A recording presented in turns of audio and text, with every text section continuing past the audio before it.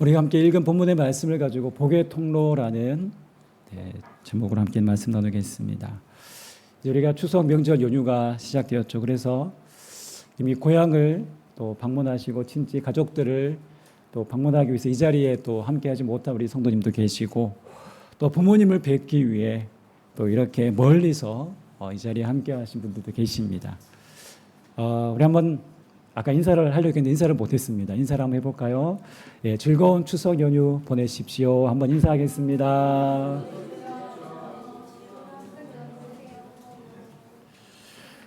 네, 오늘 우리가 읽은 본문은 구약에 유일하게 나와 있는 축도문입니다. 축복 기도문이고요. 아론의 축도라고 해서 구약에 나타난 대표적인 기도문입니다. 하나님은 모세에게 말씀하셔서 당시 대제사장이었던 아론에게 이스라엘 백성을 축복할 수 있는 권한을 주시고 이렇게 축복하라라고 하신 말씀 우리가 읽은 본문의 내용입니다. 그리고 이 말씀은요, 축도 한 번으로 끝나는 것이 아닙니다. 이스라엘의 매 절기 때마다 이 축복 기도문을 그들에게 선포했습니다.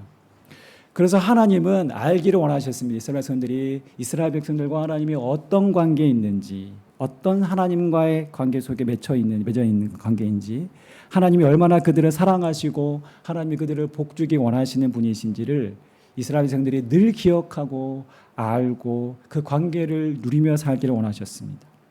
오늘 본문에 보시면 여호와는 여호와 하나님을 계속 반복하면서 그분이 우리에게 복 주시기를 원하시는 하나님이라는 사실을 계속해서 강조하고 있습니다.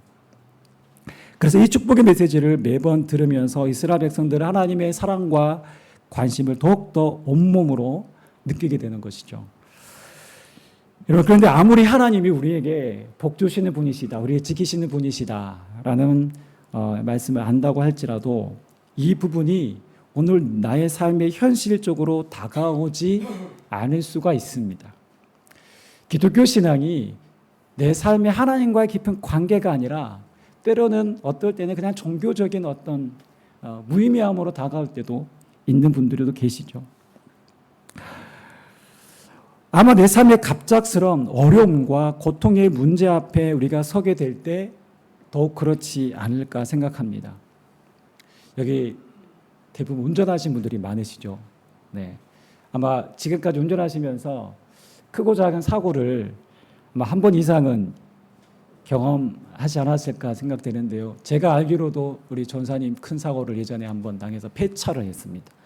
우리 김연 성도님도 작년이었나요? 한번 크게 사고를 당해서 폐차를 했었고 우리 장로님도 그렇고 그래서 저 또한 새벽 예배 급하게 가다가 저도 한번 크게 사고 난 적이 예전에 있었습니다. 우리는 언제나 위험에 그렇게 노출되어 있죠. 그리고 원치 않는 또 큰 질병을 또 만나기도 합니다. 요즘 암은 너무 흔한 병이 되었다고 하지만 암에 걸린 당사자 입장에서는 그 시간이 인생의 정말 큰 위기의 순간입니다. 그리고 또 우리가 자녀를 키우면서 또 여러 가지 또 어려움들을 만나지 않습니까? 여러 가지 갈등과 또 내가 감당하기 어려운 버거운 상황들을 직면할 때가 있습니다. 이렇게 우리는 언제든 원치 않는 사고와 질병, 고통을 만날 수 있습니다. 그런데 믿는 사람들은요, 갑작스러운 이런 사고나 질병을 당하면 그때 본능적으로 하는 생각이 있습니다. 드는 생각이 있습니다. 뭘까요? 내가 뭘 잘못했나? 내가 하나님께 큰 죄를 지었나? 내가 신앙생활을 잘못했나? 뭐 이런 생각들이 여러분 자연스럽게 내 마음을 짓누르지 않습니까? 욥의 친구들이 그랬던 것처럼 우리는 인과론이라 하는 그런 어떤 그런 방식으로 우리가 삶의 문제를 바라보고 해석하게 되는 경우들이 많습니다. 그러나 이런 생각들이 결코 잘못된 것이 아닙니다. 당연히 우리는 자기 반성이 필요하고요. 자기를 돌아볼 줄 알아야 합니다. 내 신앙을 점검하며 생각해야 합니다. 정말 내가 하나님 앞에서 나는 정직하게 정말 하나님을 섬겨왔나? 내 신앙은 거짓 없는 신앙이었나? 우리는 늘 살펴보아야 합니다. 그러나 그럼에도 불구하고 여러분, 이 모든 것보다 그 어떤 해석보다도 우리가 크게 놓치지 말아야 할 중요한 사실이 있습니다. 그것은 바로 우리를 향한 하나님의 마음입니다. 하나님의 본심입니다. 우리가 이것을 늘 기억해야 합니다. 하나님 우리를 향한 진심, 본심을 알아야 합니다. 오늘 아론의 축복 기도문은요, 하나님이 우리를 향한 그 본심을 가장 잘 선명하게 드러내 보여주고 있는 아주 귀한 구절입니다. 특히 오늘 이 말씀은 여러분 언제 아론을 통해서 하나님이 선언하게 하셨냐 하면 바로 광야의 여정 가운데 있는 이스라엘 백성들에게 주신 말씀입니다. 여러분, 광야라는 곳이 어떤 곳입니까? 사람이 살 수 없는 최적의 환경이 바로 광야입니다. 사람이 살 수 없는 요건들만 다 모인 장소가 광야입니다. 물도 없고요. 늘상 태양이 내리쬐는 건조하고 마른 땅. 그저 힘들다, 괴롭다라는 말이 절로 나올 수밖에 없는 고통의 대명사인 장소가 바로 광야입니다. 그런데 하나님은 늦어도 한 달이면 충분히 갈 수 있는 가나안 땅으로 그들을 직행시키지 않고 이 광야라는 이 메마른 땅에서 무려 40년의 시간을 광야에 머무르게 하셨습니다. 왜 그러셨을까요? 그것은 바로 하나님을 경외하는 백성으로 그들을 훈련하시기 위함이었죠. 왜 훈련이 필요할까요? 네. 그들의 정신 깊이 뿌리내린 노예 근성, 죄의 근성을 빼내는 작업이 필요했기 때문입니다. 이집트에서 400년 동안 온갖 우상에 젖어 살아왔던 그들의 죄된 사고방식을 스스로 버리고 이제 자기 백성을 구원하신 하나님이 어떤 분이신지를 알아가게 함으로, 즉 하나님과 이제 관계 맺는 시간이 필요했기 때문입니다. 여러분, 우리가 하나님 믿는다고 하면서 우리가 하나님께 온전히 우리의 시선을 집중하기가 지금은 더더욱 어려운 시대입니다. 여러분, 그렇지 않습니까? 여러분, 솔직히 기도하고 말씀 보는 시간이 많습니까? 스마트폰을 보는 시간이 많습니까? 솔직히 저부터도 스마트폰에 울리는 메시지와 여러 가지 검색이며 영상이며 저부터도 솔직히 여기에 매달리는 시간이 더 많은 것 같아요. 정말 우리 아이들도 마찬가지고요. 정말 그 어느 때보다 지금 우리가 살아가는 시대는 하나님에 대해서 의식하고 생각하고 사고하기에는 너무나도 장애물이 많습니다. 어려움이 많습니다. 그래서 광야가 필요합니다. 우리 인생에 때로는 광야가 허락되는 것입니다. 여러분, 광야라는 것은요, 오롯이 하나님께 전적으로 의지할 수밖에 없는 환경이기에 하나님과 이스라엘 백성 사이에서 하나님만을 전적으로 의지하게 되는 곳이죠. 그렇게 하나님을 온전히 대면하고 하나님을 알 수 있는 최적의 장소입니다. 여러분, 혹시 그 광야라는 히즈윌이라는 그 CCM 그룹이 있는데요. 이 광야라는 찬양의 가사가 정말 이 성경에 나와 있는 이 광야를 너무 구체적으로 또 우리 인생의 광야를 너무 잘 표현해주고 있는 가사입니다. 그래서 한번 그 가사를 제가 한번 읊어보겠습니다. 원래 찬양은 불러야지 이게 느낌이 되는데 찬양을 부르기에는 너무 시간이 오래 걸릴 것 같고요. 그냥 제가 한번 시처럼 한번 그냥 낭송해 보겠습니다. 왜 나를 깊은 어둠 속에 홀로 두시는지, 어두운 밤은 왜 그리 길었는지, 나를 고독하게, 나를 낮아지게 세상 어디도 기댈 곳이 없게 하셨네. 광야에 서 있네.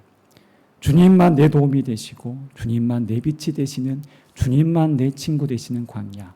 주님 손 놓고는 단 하루도 살 수 없는 곳 광야에 서 있네. 주께서 나를 사용하시려고, 나를 더 정결케 하시려고 나를 택하여 보내신 그곳 광야. 성령이 내 영을 다시 태어나게 하신 곳 광야에 서 있네. 내 자아가 산산이 깨지고 높아지려 했던 내 꿈도 주님 앞에 내려놓고 오직 주님 뜻만 이루어지기를, 나를 통해 주님만 드러나시기를, 광야를 지나며.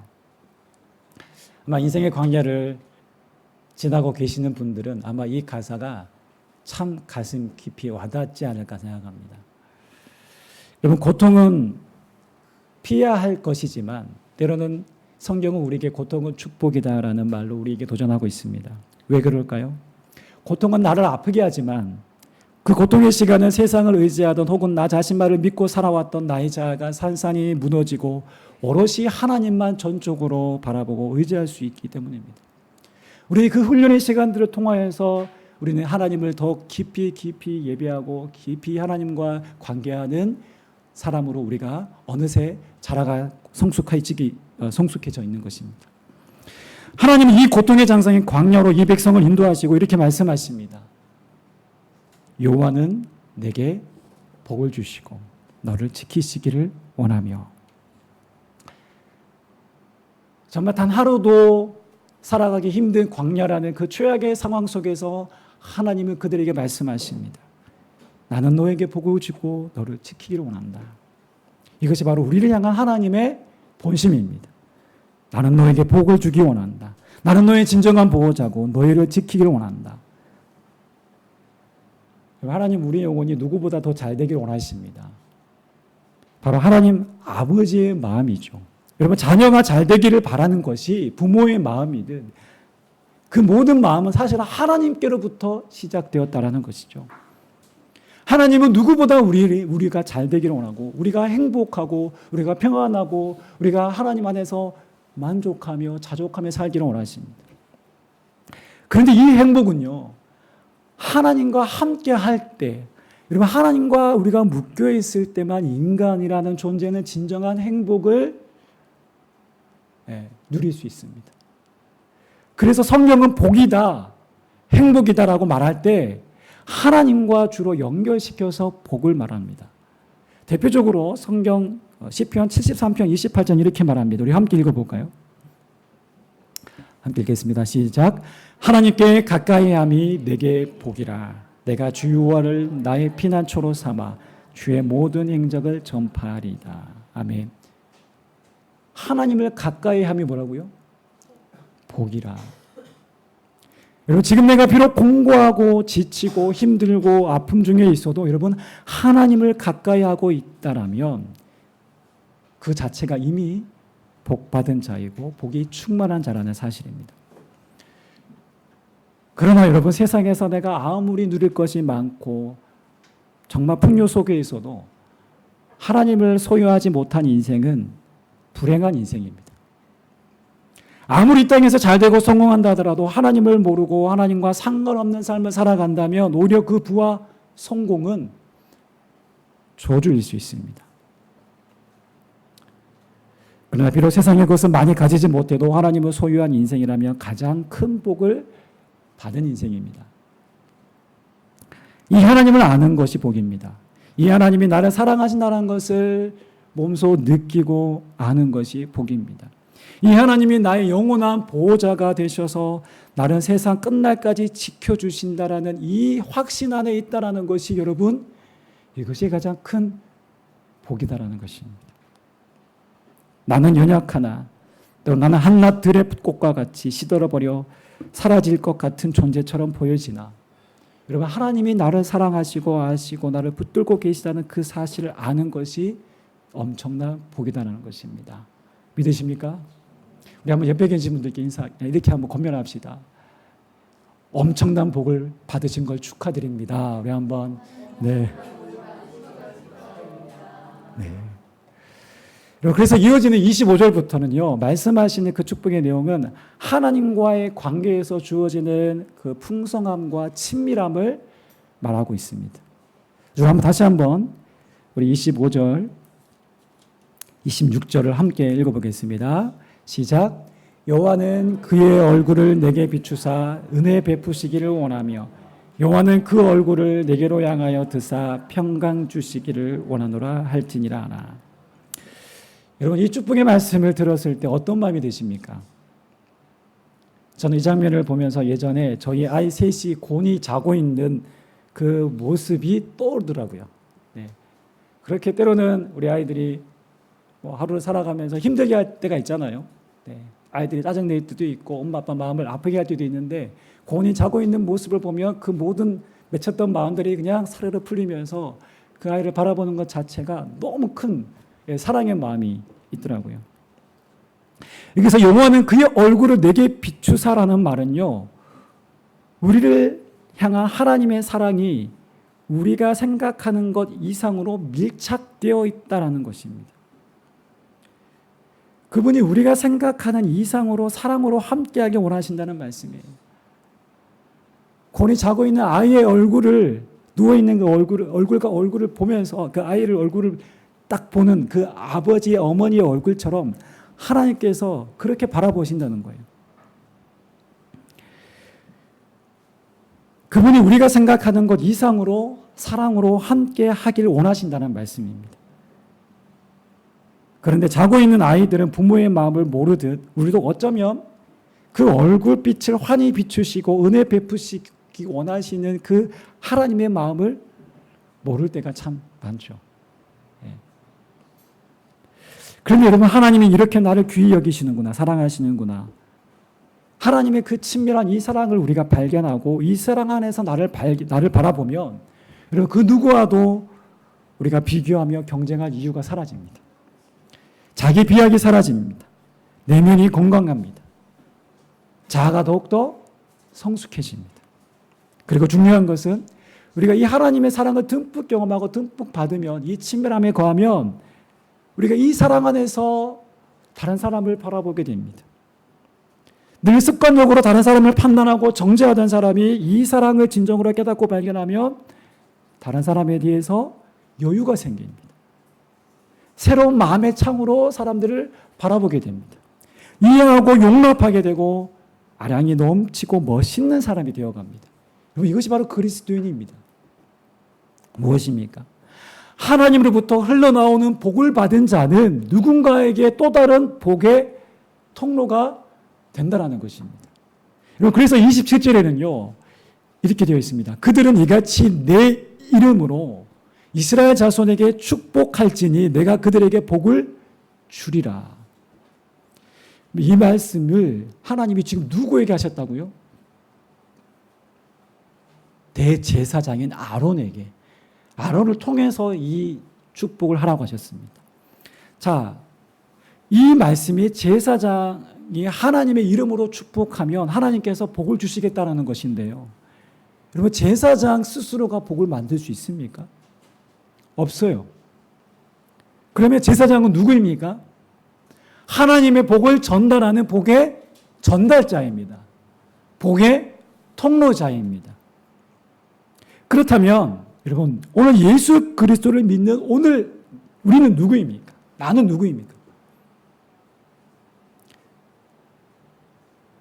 베드로전서 2장 9절에 보시면 우리는 하나님 나라의 백성이고 우리는 하나님 나라의 왕 같은 제사장이라고 되어 있습니다. 우리가 예수 그리스도를 소유하고 그분을 모시고 살아가는 오늘 우리의 삶은 바로 제사장적 신분으로 이 땅을 살아가는 하나님께서 세우신 특별한 존재라는 것입니다. 그렇다면 우리가 하나님의 복을 전하는 복의 전달자요, 복의 통로라는 사실을 우리는 반드시 기억해야 합니다. 그렇게 오늘 그리스도인으로 살아가는 우리의 말과 우리의 행동에는 이 엄청난 파급 효과가 있습니다. 내가 누군가를 축복할 때, 내가 누군가를 사랑으로 대할 때, 나의 것을 기꺼이 때론 나눌 때 그것을 통해 하나님의 뭐가 흘러간다고요? 하나님의 복이 우리를 통해서 흘러가는 것입니다. 이 사실을 반드시 우리가 믿어야 됩니다. 이런 이야기가 있습니다. 프랑스 어느 도시에 혼자 살고 계시는 고령의 할머니가 계셨습니다. 이 할머니가 90세가 되던 해에 47세, 지금 제 나이가 47세인데요. 제 47세 된 그 이웃 사람과 계약을 맺습니다. 어떤 계약을 맺냐면 90세 된 할머니가 자기가 살아있는 동안 매달 그 사람에게서 얼마의 돈을 받기로 했습니다. 뭐 큰 돈은 아닌 것 같습니다. 뭐 한 작은 월세처럼 그렇게 받은 것 같아요. 노년의 삶에 또 나름 돈이 필요하잖아요. 조금이라도. 자, 그리고 자신이 죽으면 이 살고 있는 집을 이 사람에게, 이웃에게 그대로 상속해 주기로 한 그런 계약서입니다. 이 정도 계약이면 괜찮죠? 네. 여러분 하시겠습니까? 계약을 맺으시겠습니까? 네. 이웃이 어떤 생각을 했을까요? 속으로 이렇게 생각하죠. 90세 된 할머니가 살아봤자 얼마나 더 살까? 할머니는 한두 해 살다가 금방 세상을 떠날 거야 라고 하며 그 계약에 사인을 합니다. 자, 그리고 이 90세 할머니는 100살이 되어도 죽지 않습니다. 그런데 110세, 120세가 되어도 죽지 않으십니다. 오히려 30년 동안 할머니가 간절하게 죽기를 애타게 기다리던 그 47세의 이웃은 77세의 할머니보다 먼저 세상을 떠나고 말았습니다. 30년 동안 매달 할머니에게 얼마의 돈을 주고도 집을 차지하지 못한 채 그렇게 먼저 죽었습니다. 이 할머니 어떻게 되었을까요? 그 이웃 사람이 죽는 것을 보고도 2년을 더 살다가 122세의 일기로 세상을 떠나게 되었습니다. 남이 빨리 죽기를 바라는 마음을 가진 그 사람이 과연 여러분 복을 받은 사람이라고 말할 수 있을까요? 여러분 혹시 이번 주에 아마 뉴스 매스컴을 통해서 아셨을 텐데 의료 공백 사태로 지금 추석 응급실 대란이 우려되는 상황이잖아요. 의사들의 그 온라인 커뮤니티 게시판에 이런 글이 올라왔다고 합니다. 요즘 최근에 2살 아이가 응급실 뺑뺑이로 지금 아직도 그 의식이 돌아오지 않은 거 아시죠? 2살 아기 사건을 봐도 가문이 떨어진다. 그냥 사람들이 더 죽어나갔으면 좋겠다. 응급실 못 가? 어쩌라고? 더 죽어라. 더. 국민들 죽어도 별 상관없긴 하다. 들어 누울수록 의사 가치는 올라간다. 이거 누가 말한 것일까요? 의사들의 입에서, 의사들의 생각에서 나온 글입니다. 이런 게시판이 하나가 아니라 여러 개의 게시판 글들이 올라왔습니다. 분명 몇몇 의사들이 올린 글이겠지만 여러분 생명을 살린다는 의사들이 올린 글이 맞는지 참으로 의심스럽고 참담함을 금치 못할 그런 상황입니다. 우리가 사는 세상에서 여러분 하는 일에 따라 우리는 여러 직함으로 불립니다. 제가 세상에서 잠시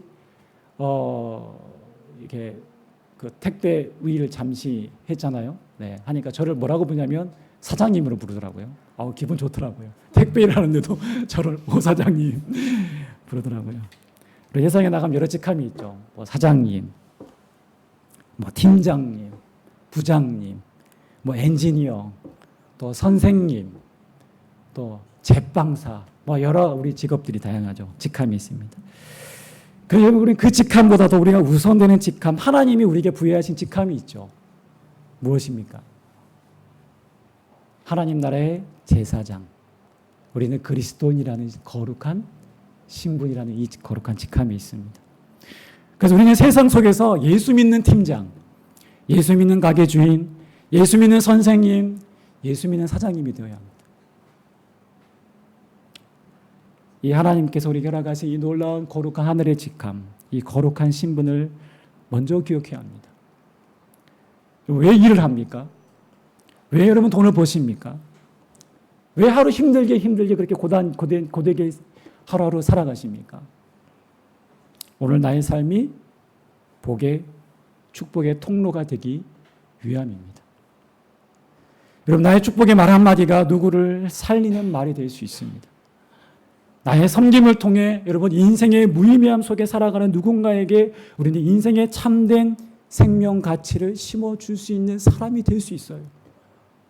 우리는 그런 자격과 지위와 특권에 있는 사람들입니다. 내가 멀리 떨어져 있는 가난한 아이를 돕기 위해 여러분 혹시 매달 흘러보내는 몇만 원이요? 하나님의 축복의 씨앗이 되어서 그 가난을 딛고 오늘을 살아갈, 내일을 살아갈 새 힘을 얻게 됩니다. 희망을 품게 되는 것이죠. 내가 오늘 고통받는 누군가를 위해 기도하고 있다면 여러분 그 기도는 축복의 통로가 되어 하나님의 따스한 손길의 다스림을 받게 되는 것입니다. 오늘 나는 축복의 통로로 하나님께서 세우셨다는 사실을 여러분 기억하시기 바랍니다. 오늘 저는 제 삶을 돌아보면서 제 삶이 그저 저 혼자 이렇게 온 삶이 아니더라고요. 수많은 사람들의 기도와 수많은 사람들의 축복의 통로됨을 통하여서 이 자리에 왔더라고요. 제가 지난번에 한번 얘기했는데 저는 하나님께서 이 돈에 대한 훈련들을 많이 시키시더라고요. 정말 그 교회에서 보면 이제 뭐 아이들이 그때 많은 우리 목사님이 계셨는데 그분이 어떻게 사임하게 되었고, 근데 교회를 아이들이 많다 보니까 너무 많아서 아이들이 6명, 7명 됐거든요. 그래서 뭐 사역을 할 수 있는 교회가 잘 없었어요. 선뜻 오라고 하는 교회가 없었습니다. 그래서 다른 뭐 엔지니어 일을 하시면서 아이를 부양하고 그렇게 하고 있는데 제가 그때 신학생이었어요. 근데 그분이 어떻게 사시는지 제가 눈에 환히 보여요. 정말 쓰러져가는 집에서 아이 6을 그렇게 키우고 계시는데 신학교 때 저한테 그때 제가 이제 목사님 잠깐 방문했을 때 목사님이 제가 갔을 때 제 손에 봉투 5만 원을 쥐어주는 거예요. 책 사보라고. 공부해야 된다고. 사역자는 공부해야 된다고.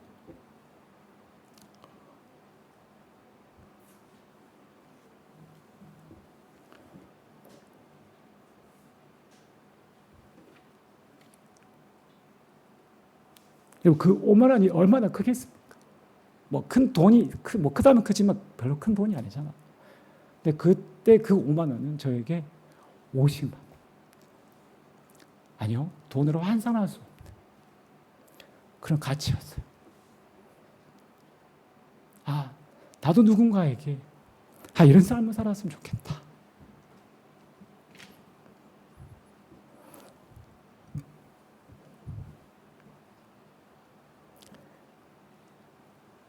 (20년이) 지난 지금도 더 됐죠. 선명하게 기억합니다. 저희 여기 고모님도 계시는데 제가 공부할 때 등록금이 없어서 한 해 등록하기가 어려울 때가 있었어요. 근데 갑자기 고모님한테 전화가 왔어요. 등록금 입금했다. 아니, 고모님 힘들게 사시거든. 그 생활을 알아요. 그런데 그 돈을 모아서 등록금을 하고 그 돈을 주신 거예요.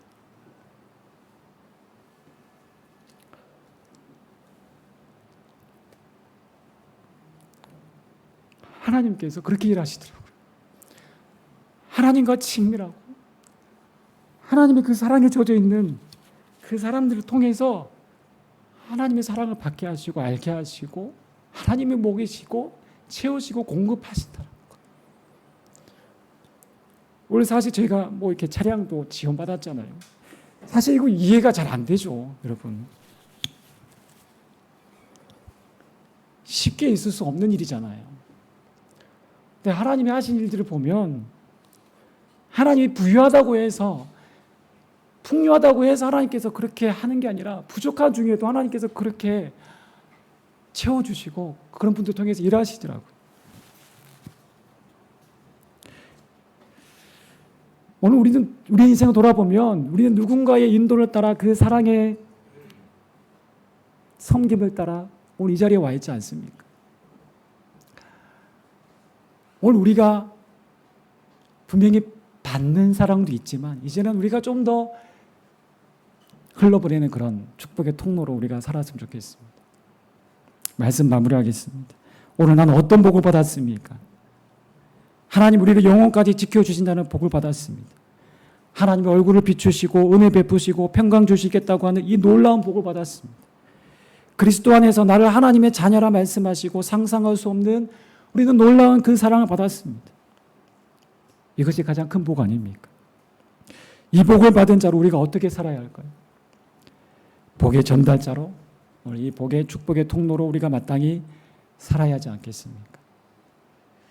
네, 즐거운 추석 명절입니다. 이 복을 함께 나누시고 우리의 가족들에게 또 우리 이웃들에게 흘러보내는 그런 복의 통로가 되시기를 주님의 이름으로 축원합니다. 기도하겠습니다.